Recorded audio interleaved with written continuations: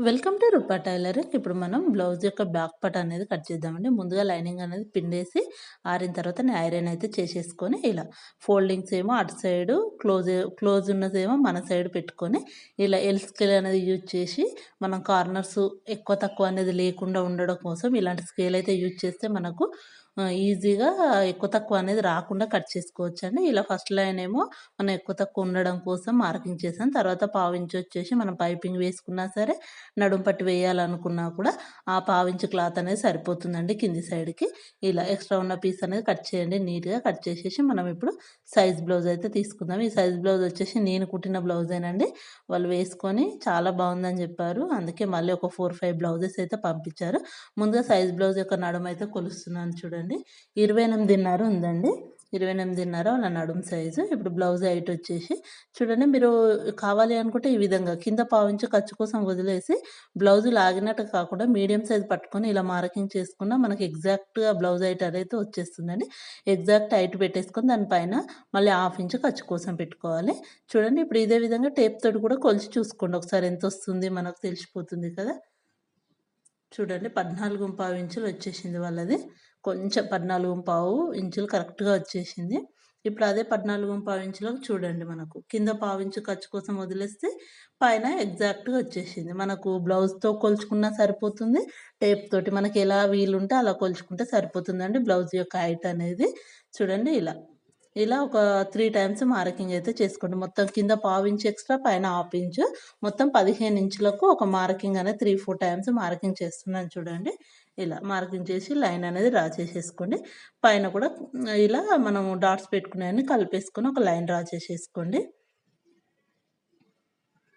చూడండి, ఇప్పుడు ఇలా డ్రా చేసుకున్న తర్వాత మనము ఇప్పుడు బ్లౌజును 4 ఫోల్డింగ్ చేసుకున్నాం కదా! 28.5లో హాఫ్ ఎంతొస్తుందో చూసుకోండి ఒకసారి. మనకు 14.5 కొంచెం ఎక్కువొచ్చేసింది. అందులో హాఫ్ వచ్చేసి మనకు 7 ఇంచులకు ఒక్క లైన్ వస్తుందండి చూడండి. ఆ 7 ఒక లైన్ అనేది మార్కింగ్ చేసుకోండి. అదొచ్చేసి ఎగ్జాక్ట్ మన నడుము కొలత. తర్వాత 1 ఇంచ్‌కి ఒక మార్కింగు. మన ఖర్చు మన ఇష్టం అండి. 2 ఇంచెస్, 2½ ఇంచెస్ మన చాయిస్. మనకెంత కావాలి అనుకుంటే అంత పెట్టేసుకోవచ్చు. ఇప్పుడు నెక్కు, షోల్డరు చూసుకుందాం. వీళ్ళకు బ్లౌజ్ చిన్న సైజ్ అన్నా సరే వీళ్ళు చాలా డీప్ ఏస్తారండి. డోరీ ఉండాల్సిందే వీళ్ళకి కంపల్సరీ. చూడండి ఇలా డోరీ అనేది పెట్టేసుకొని వాళ్ళు డీప్‌గా ఏస్తారు నీకు. కావాలంటే చూడండి ఎంత డీప్ ఉంటదో వీళ్ళు. చూడండి, నడుము గూడా చిన్న సైజే అయినా సరే చాలా డీపేస్తారు. వీళ్ళకి అందుకోసమే నేనెప్పుడు 5:30నే తీసుకుంటానండి. పెద్ద సైజ్ బ్లౌజ్ తీసుకున్నట్టుగానే 5:30కు అలా మార్కింగ్ కింది సైడ్‌న చేసేసి, సైజ్ బ్లౌజ్‌కు మనకు సైడ్‌కుంటుంది గదా! నడుము దగ్గర. వాళ్ళ కింద పావించి ఖర్చు కోసం వదిలేసి ఎగ్జాక్ట్ ఖర్చు కాడికి మన హ్యాండ్ జాయింటింగ్ కాడకి ఒకటేసి పైనకు హాఫ్ ఇంచుకి ఏసుకోవాలి. అంటే మనం కుట్టినంక వాళ్ళ దాని సైజొస్తుంది మనకు. చూడండి, 6.5 ఇంచులు అనేది వచ్చింది మనకు వాళ్ళ బ్లౌజ్ తోటి. చూడండి ఇలా. అదే 6.5 ఇంచులు కింద గూడా పెట్టుకొని ఈ విధంగా లైన్ అనేది డ్రా చేసుకోండి. ఇప్పుడొచ్చేసి ఇది చిన్న సైజ్ బ్లౌజ్ కాబట్టి 1.5, పెద్ద సైజ్ బ్లౌజ్ అయితే 1.5 ఇంచులకు మార్కింగ్ అనేది చేసుకోవాలి చంక దగ్గర. చూడండి, ఇప్పుడు చంక యొక్క ఆర్మ్ రౌండ్ కూడా నేను ఎలాంటి చెస్ట్ లూజు, నడుము లూజ్ తోటి కాకుండా వీళ్ళ సైజ్ బ్లౌజ్ తోటి ఎలా అనేది ఇప్పుడైతే చెప్తున్నాను చూడండి. ఇలా మనం భుజం దగ్గర నుంచి వాళ్ళేసుకునే ఎగ్జాక్ట్ కుట్టు వరకు లాగినట్టుగా కాకుండా మీడియంగా పట్టుకొని చూసుకోండి. చూడండి, మనకు పావుతక్కువ 8 ఇంచులనేది వీళ్ళ ఆర్మ్ రౌండ్ అయితే వచ్చేసింది మనకు చూడండి.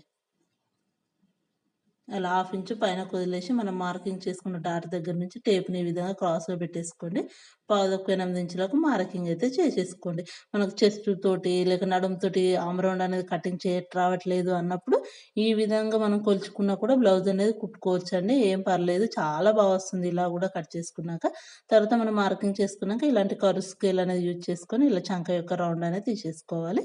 చేయితోటైనా సరే మనము చేసేసుకోవచ్చు.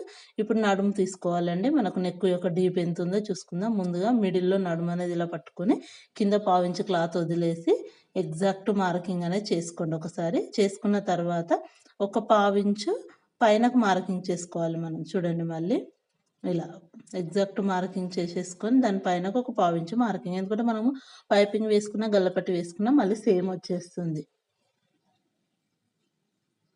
చూడండి ఇలా. నెక్ వచ్చేసి నేను 2.5 ఇంచులకైతే పెట్టేశానండి. పైన వాళ్ళకి డీప్ ఏస్తారు కాబట్టి. కిందొచ్చేసి పావుతక్కువ 3 ఇంచులకు మార్కింగ్ చేస్తున్నాను. కొంచెం డీప్ ఎక్కువ కావాలి వీళ్ళకనేటిది. ఇలా స్ట్రెయిట్‌గా లైన్ అనేది డ్రా పైన 2.5 ఇంచులు, కింద పావుతక్కువ 3 ఇంచులకు ఈ విధంగా లైన్ డ్రా చేసేసుకోండి.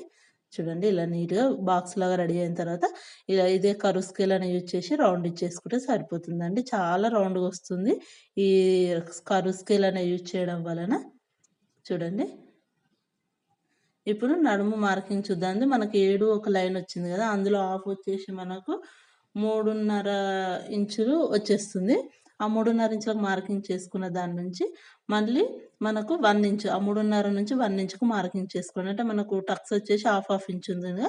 ఆ మిడిల్‌లో ఒక లైన్ వేసేసుకుంటే డ్రా చేసుకుంటే సరిపోతుంది. లేదు మనకి ఇలా వద్దు అనుకుంటే మనకు భుజాలకు మిడిల్‌లో నేను చూపిస్తున్నాను చూడండి. ఈ 2 మన నెక్‌ను వదిలేసేసి 2 భుజాలకు మధ్యలోకి పెట్టి క్లాత్‌ని ఇలా ఫోల్డ్ చేసుకున్న మనకి ఎగ్జాక్ట్‌గా మిడిల్‌లోకి టక్స్ అనేది వచ్చేస్తుందండి. ఈ టక్స్ హైట్ వచ్చేసి మనకు 3 1/2, 4 ఇంచెస్ ఏసుకుంటే సరిపోతుందండి. చూడండి. ఇక్కడ కూడా మన ఇష్టమండి. 2 ఇంచులు, 2.5 ఇంచులు తీసుకోవచ్చు. వీళ్ళకి కొంచెం ఖర్చు ఎక్కువగానే కావాలని అడుగుతారు కాబట్టి నేను 2.5 ఇంచులైతే ఎక్స్‌ట్రా తీసుకుంటున్నాను. చూడండి. ఇప్పుడు ఎలా అయితే మార్కింగ్ చేసుకున్నామో అదే విధంగా మనం కట్ చేసేసుకోవాలి. ఈజీగా బ్యాక్ పార్ట్ అనేది కటింగ్ అయిపోతుందండి. ఇలా కట్ చేసేసుకుంటే సరిపోతుంది. మనకు ఒకవేళ బ్లౌజెస్ ఎక్కువగా ఉంటాయి ఈ కస్టమర్‌లవి అనుకున్నప్పుడు, మనం ఇలా కట్ చేసుకున్న తర్వాత పేపర్ కటింగ్ చేసి పెట్టుకున్నా కూడా, మనం ఈజీగా పేపర్ అనేది వేసుకొని వీళ్ళ బ్లౌజ్ రాగానే టకటక కట్ చేసుకొని స్టిచ్ చేసుకోవచ్చండి. ఈ టిప్ కూడా చాలా యూజ్ అవుతది. మనకి ఎక్కువ బ్లౌజులు ఇచ్చేటోళ్ళది మాత్రం పేపర్ కటింగ్ చేసి పెట్టుకుంటే చాలా బావుంటుంది. ఇప్పుడు పైన హాఫ్ ఇంచ్ వదిలేసి ఆర్మ్ రౌండ్ కొలుచుకొని చూసుకోండి. ఎగ్జాక్ట్‌గా వచ్చేసింది కరెక్ట్‌గా. ఈ విధంగా కూడా మనం చెస్ట్ లూజు లేకుండా నడుముతోటి కాకుండా ఇలా సైజ్ బ్లౌజ్ యొక్క ఆర్మ్ రౌండ్ ద్వారా కూడా కటింగ్ చేసుకోవచ్చండి. ఈ విధంగా మార్కింగ్ చేసుకున్న దగ్గర టక్స్ అనేది పెట్టుకోవాలి. చూడండి బ్యాక్ ఇలా హాఫ్ ఇంచుకు కార్నర్ కట్ చేస్తే బ్యాక్ ఒక ముడతలనేది రాకుండా ఉంటుందండి. చూడండి చాలా వస్తుంది. ఇలా కట్ చేసేసుకుంటే మనకు బ్యాక్‌లో ముడతలనేవి రాకుండా నీట్‌గా వచ్చేస్తుంది బ్లౌజ్.